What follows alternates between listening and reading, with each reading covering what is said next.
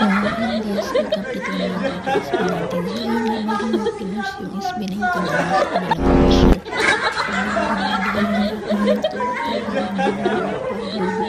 So, ayun, ilagay ko na lang dyan yung content clip. Thank you.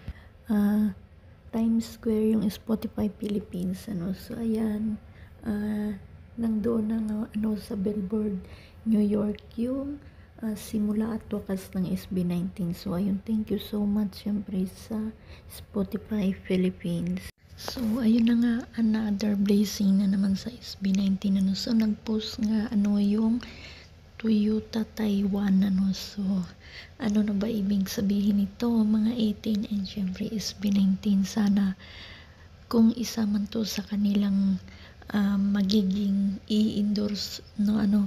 So, sobrang congratulations syempre sa SB19, ano. And marami nga mga 18 ang nag-comment nga doon, ano, na magpapalit na ba sila ng kanilang sasakyan. And syempre, isa pa, meron tayong abangan sa May 18, yung Mang Juan.